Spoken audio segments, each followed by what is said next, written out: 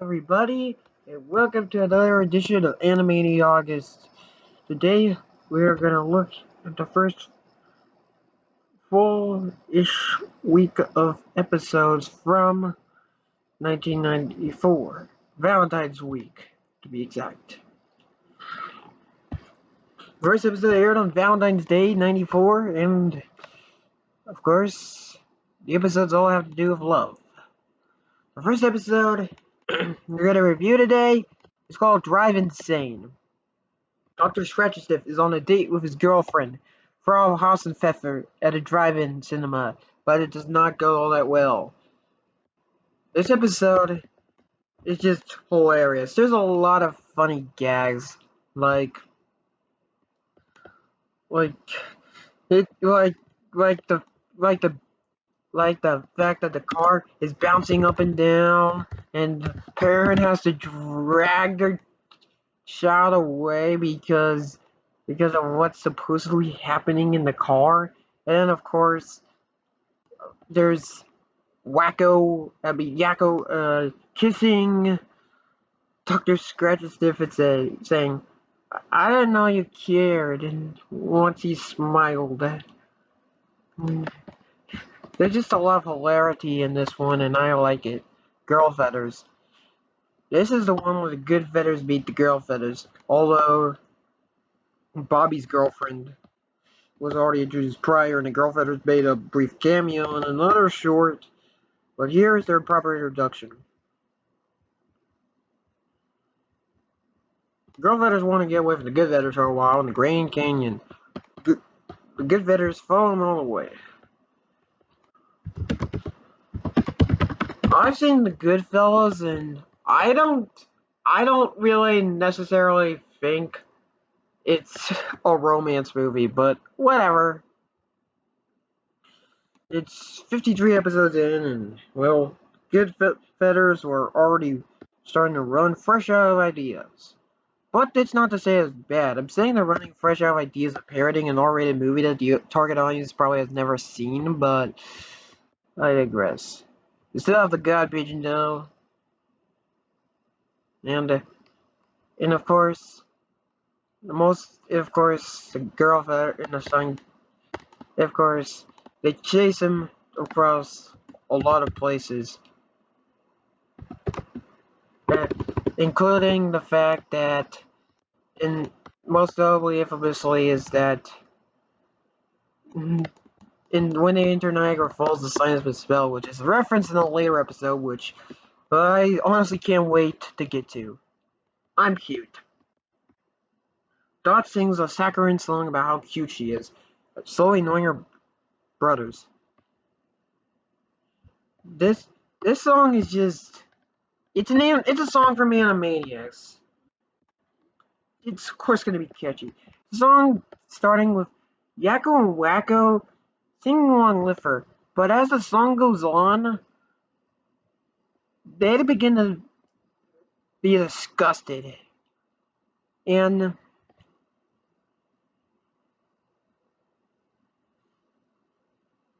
and and and start to interrupt her singing because after everybody in town, including Mrs. Kaboom and five nameless adults, call her cute, and she sits on top of a piano, and her pictures in the dictionary were cute, her TV guide,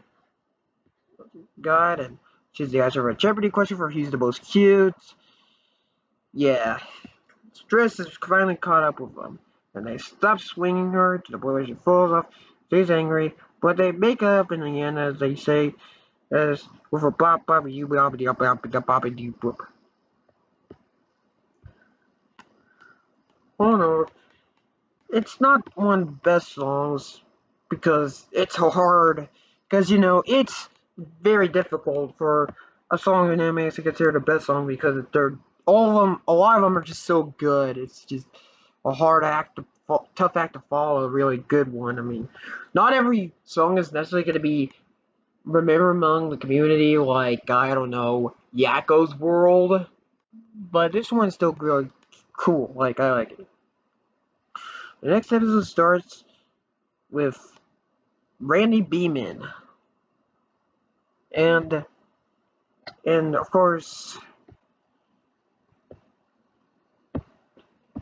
in the DVD version, talks about, in both versions, both the DVD and the original airing, talks about when Randy Beeman's brother ate Pop Rocks and drank a soda. And in the DVD version, he simply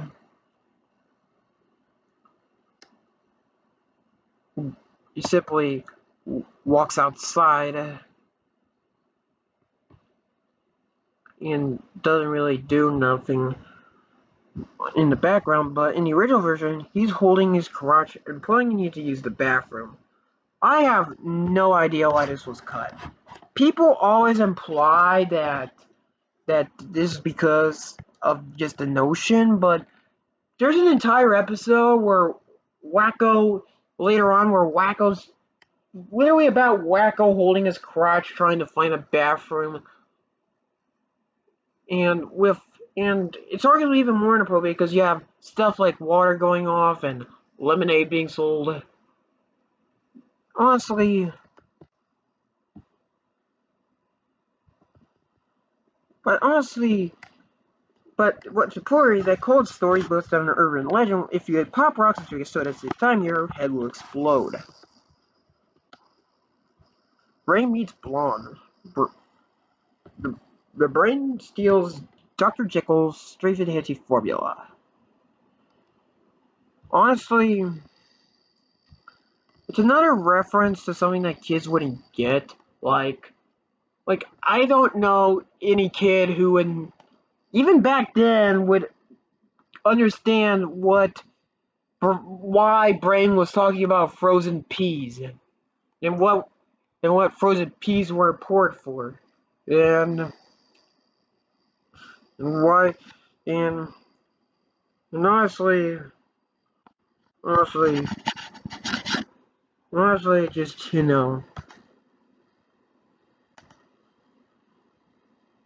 it's also another and.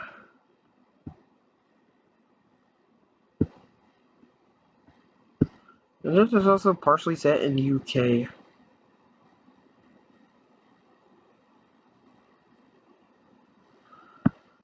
And this is also notable for being one of the very few Peaky the Brain episodes to be animated by Tokyo Mushinsha, alongside Pavlov's Mice and Wood Mice to Rule the Earth. As most of the Peaky the Brain segments were animated by Wang instead. That's nice. Anyway, onto the final full-length segment, and probably the most controversial. Meet Minerva. The first produced of the Minerva being, but the second to air, and because of parental outrage, the final. Minerva Mink would survive through cameos and and minor roles and in the comics, but this will be her last focus segment. This time, this is more of a direct parody to Tex Avery than Moon Over Minerva, with a dog who's supposed to be a parody of the Tex Avery wolf. The one that basically invented the entire idea of calling whistling at a hot woman without prior consent wolf whistling. And honestly, in Minerva Mink is obviously, in this case, is supposed to be a parody of Big Big Red, whatever Big Red from Tex Avery's classic cartoons. And honestly, it's just there's a lot of interesting things about this, like Yakko Wacko and Dot making a cameo because Yakko Wacko, because she was about to bathe and Yakko Wacko were trying to see her, and it yeah. Of course, we don't see anything inappropriate. The screen goes to sepia before she takes off the first she takes off her clothes, so, it's still TVY7-ish.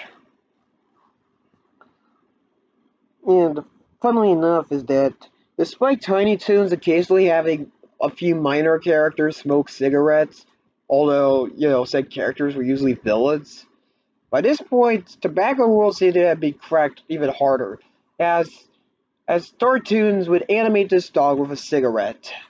But the networks objected, so Startoon went back at the last second, added an animation of him ejecting a lollipop into his mouth. So it's now recontextualized that that's not a cigarette. Simply, he's been chewing a lollipop this whole episode.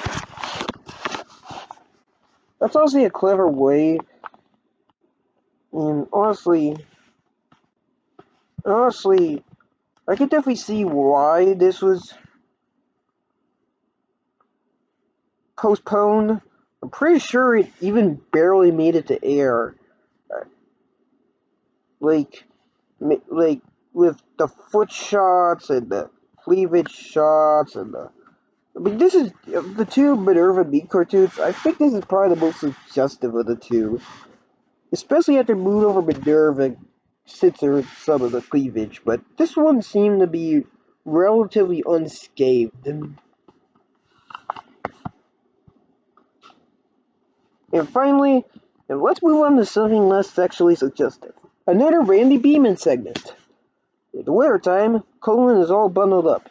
And Randy Beeman and his father were picking up a feeble hitchhiker from Kansas and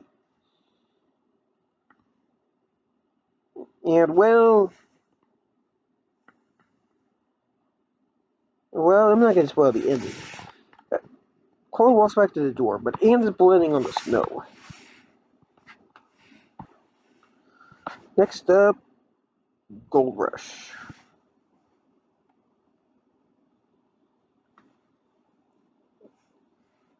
First segment, episode 55, an episode all about gold, except for the last segment.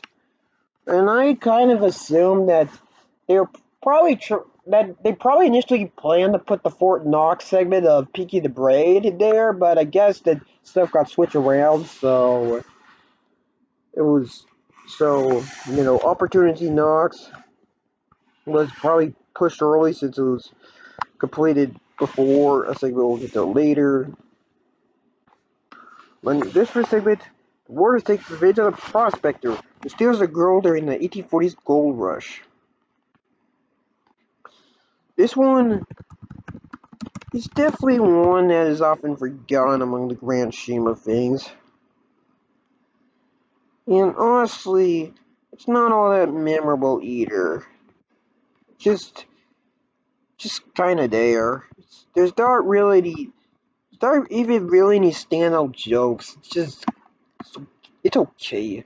Then we have a chase transition, and this one was not on the DVD. Like, they cut it out of the DVD for some reason. I guess probably for storage reasons, but they reinserted it when it was put on streaming services. And, well, as of right now, the original series is not streaming anywhere, so you either have to buy episodes individually from iTunes or Amazon Prime, or live in a country that has the show streaming, which of course isn't Animaniacs' home native country of America, or you have to pirate a copy of the episode that has the chase sequence in order to watch the chase sequence, or you could just simply watch the chase sequence on YouTube. Honestly, it's an elephant comes out of a mailbox. That's the joke. It doesn't involve the water tower at all. Doesn't start the episode, doesn't end the episode. It's just kind of filler, so it's quite obvious why they would try to cut it to save some space on the DVD. Next up is the Gift of Gold. This is a tale about a gold wrapping paper.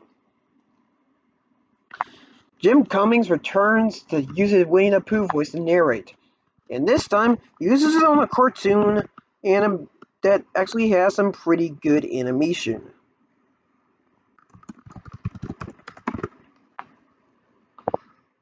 Provided by Acom. It's one of those things that it's one of those tales that they're supposed to parody, you know, the one-off silly symphonies and merry melodies of the 30s and 40s that were just so stupid, that were just so stupidly heartwarming. And this one's also technically a Buns and Mindy thing because the wrapping paper was given to Mindy.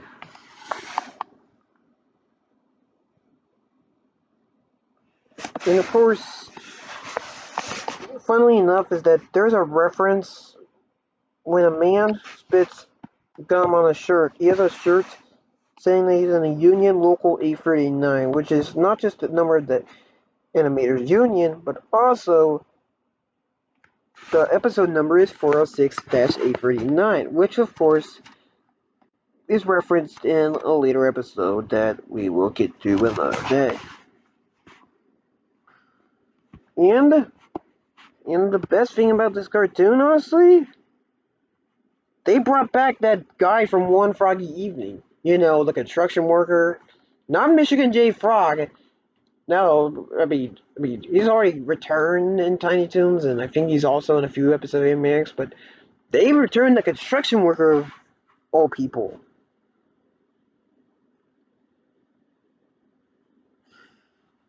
This was re-released on the Hello Holidays VHS, where the dialogue was redubbed so they'd make it a Christmas short with Minnie's dad and the homeless man giving their children Christmas presents.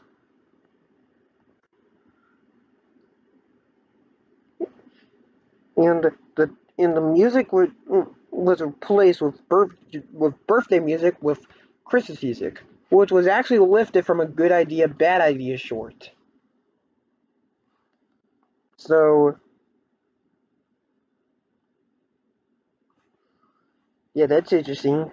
Yeah, honestly, it kind of reminds me of how the television, some airings of the Three Caballeros in the late 50s changed parts of the film so that it would be about Donald's Christmas rather than Donald's birthday. Kind of reminds me of that in terms of change. Honestly, it's a fine parody of those saccharine, you know, silly symphony thingies. Dot's Quiet Time. Dot embarks on a musical journey around the world because there's no place to find peace and quiet. Honestly, you know, the thing is that this is definitely relatable because some people are very loud and sometimes it's hard to find a place where you're peace and quiet. And I mean, it just it's just the circumstances. I mean, unless you practically live alone, which I don't, it's sometimes hard to get peace and quiet. And so in this way, this song is definitely relatable. I like it. Too bad the title card was omitted from the Animaniacs Volume 3 set, but you could easily find the title card online. Next up is definitely one of the most interesting experimental. This is a very experimental episode. The intro opens up in French.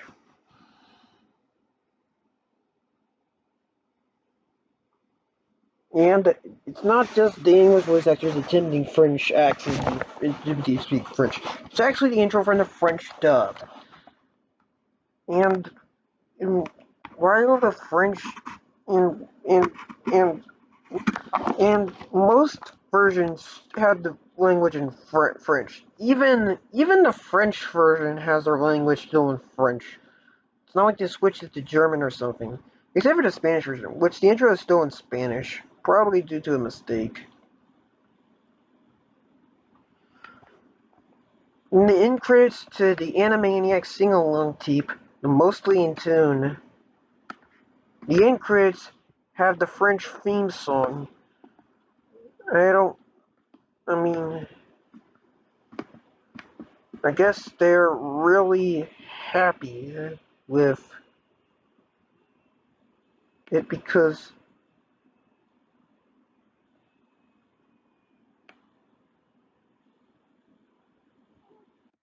the French theme song is also used in other episodes.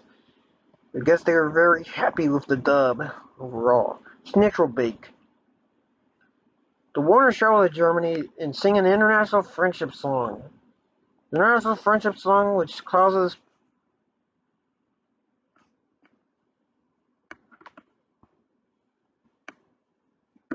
a poor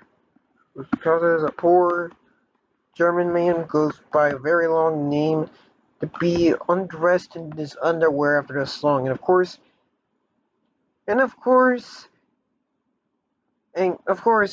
after all this, he is so angry he just punches him back to America.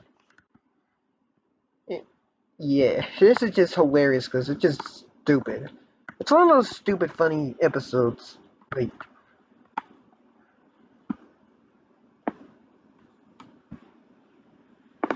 but honestly, It's probably the first time where the Warrens torture a person that doesn't really deserve to be tortured. So that's the problem.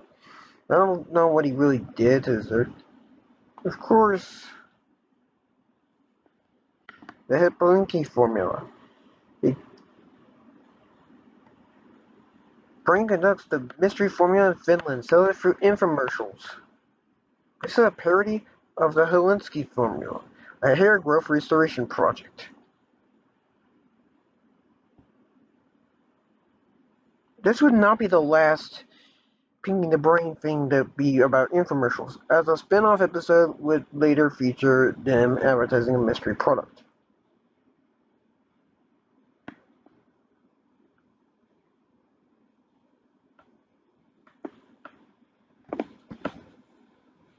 And, and yeah. And of course, we finally get to Les Buns et la Ballon. The buns in the balloon. This is another thing that's been referenced in quite a few 90s cartoons. La Ballon Rose, or The Red Balloon in English. A 34-minute film about a red balloon. Honestly, this film is basically used as basically what I know. This film is I mainly know this film because it's often just used as a punchline for elitists who hate big American blockbusters and prefer quote artistic unquote films. And in this case, this this is not really an artistic episode because it's been animated by freelance animators, but all the dialogue was in French.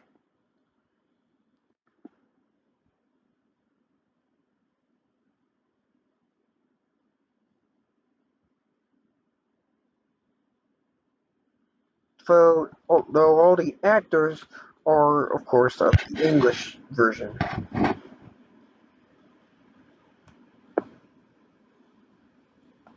The version on streaming services include English subtitles, but the DVD version doesn't, unless you, of course, manually turn them on. It's unknown if the original airing had subtitles or not, had hard subtitles or not, but who knows? Kung Fu. Chicken Boo enters a kung fu tournament. This is a this is this is basically a parody, being about despite being despite being a despite being about kung fu. This segment is actually a parody of the film The Karate Kid, right down to the teacher being a being a Pat Morita style character.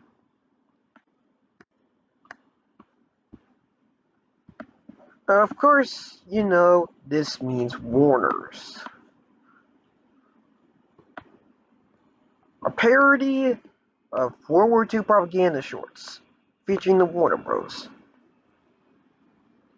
Honestly, World War II propaganda is something that, despite being a very, very, very prominent thing in cartoon 1940s and basically almost avoidable in terms of cartoon history, this is one of the only times, alongside that one scene from The Simpsons, Itchy and Scratchy the movie episode, and the Saturday Night Live skit where SpongeBob refuses to perform for an Iraq war propaganda commercial.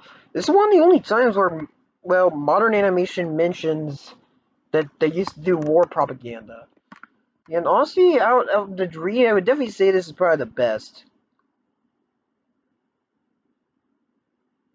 And of course, there's then of course it has a one. Of course, many people complain about this episode upon its initial release. The intro says that they never left the episode between the 1930s and the 1990s, but they left the tower in 1942. Later on, this would be hand-waved because, well, I'll tell you the reason when we get there, which is not today. Up a tree. Rita gets chased by a dog all the way up the tree because Runt is a moron, and Rita, being acrophobic, is stuck up there. This is a period of the cat up a tree cliche that a lot of old cartoons and sitcoms used. Yeah, it's okay. Wacko's Gizmo. Wacko shows his siblings a Rube Goldberg device.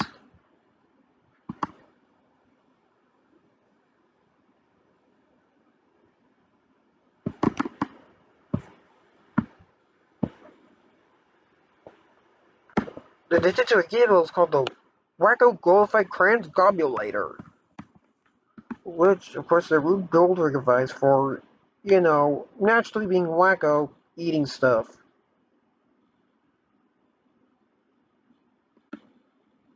It also has a cameo of Bugs Bunny as a phone that is used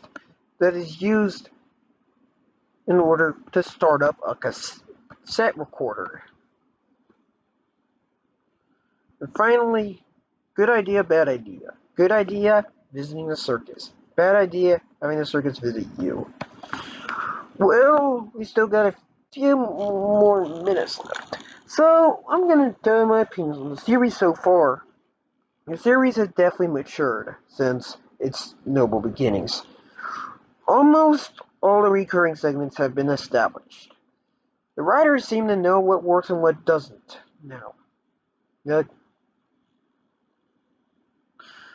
It seems to be so well established now that I haven't even talked about single variable verse because they haven't introduced a new one, and I don't think they have for quite a while.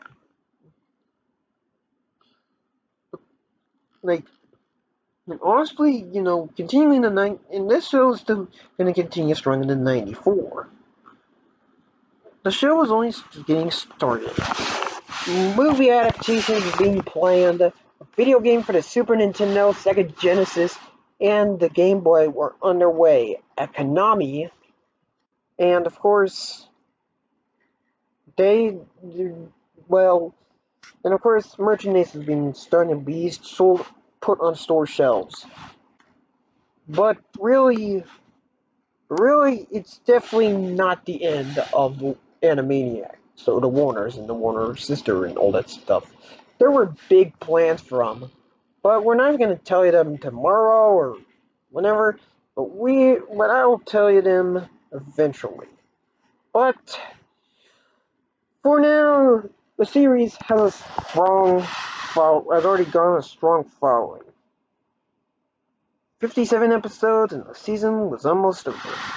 But for now, once again, goodbye, nurse.